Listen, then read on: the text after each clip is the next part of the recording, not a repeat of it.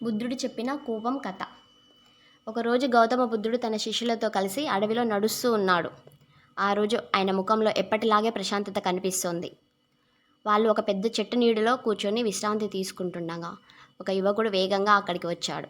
అతని కళ్ళలో కోపం, మాటల్లో ఆవేశం, మనసులో ప్రతీకారం. అతను బుద్ధుడి ముందు నిలబడి అన్నాడు, భగవాన్, నాకు ఒక ప్రశ్నకు సమాధానం చెప్పండి. బుద్ధుడు చిరునవ్వుతో అన్నారు, అడుగు నాయనా.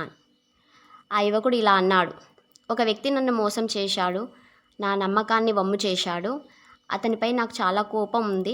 అతన్ని శిక్షించాలనిపిస్తోంది. ఈ కోపాన్ని ఎలా తీర్చుకోవాలి? అక్కడున్న శిష్యులందరూ బుద్ధుడి సమాధానం కోసం ఎదురు చూశారు. బుద్ధుడు వెంటనే సమాధానం చెప్పలేదు. పక్కనే ఉన్న చిన్న మంట దగ్గరికి నడిచి వెళ్ళారు. అక్కడ నుంచి మండుతున్న ఒక చిన్న బొగ్గు ముక్కను చూపిస్తూ అడిగారు, ఈ నిప్పు ముక్కను నువ్వు చేతిలో పట్టుకొని ఎదుటివాడిపై విసిరాలంటే ముందుగా ఎవరి చెయ్యి కాలుతుంది అని. ఆ యువకుడు ఆశ్చర్యంగా చూసి అన్నాడు, ముందు నా చెయ్యే కాలుతుంది అని. బుద్ధుడు ప్రశాంతంగా చిరునవ్వు నవ్వి ఇలా అన్నారు, అదే కోపం కూడా. ఎదుటివాడిని కాల్చాలని కోపాన్ని పట్టుకొని తిరిగే ముందు అది ముందుగా నీ మనసుని, నీ చేతిని కాలుస్తుంది. నీ ప్రశాంతత దోచుకుంటుంది, నీ నిద్రని పోగొడుతుంది, నీ ఆరోగ్యాన్ని నాశనం చేస్తుంది. చివరికి ఎదుటివాడి కంటే ఎక్కువ నష్టపోయేది నువ్వే. ఆ యువకుడు నిశ్శబ్దంగా విన్నాడు.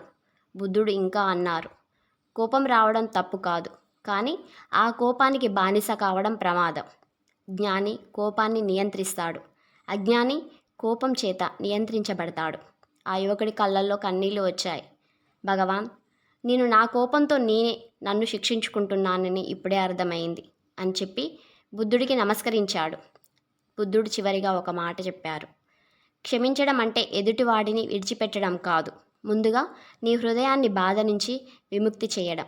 ఆ రోజు నుంచి ఆ యువకుడు కోపం వచ్చిన ప్రతిసారి నిప్పు ముక్కను గుర్తు చేసుకునేవాడు. కోపం అనేది ఎదుటివారిని నాశనం చేసే ఆయుధం కాదు, అది ముందుగా మనల్ని గాయపరుచుకునే అగ్ని. క్షమించడం బలహీనత కాదు, అది మన మనసుకు లభించే గొప్ప స్వేచ్ఛ. గుర్తుంచుకోండి.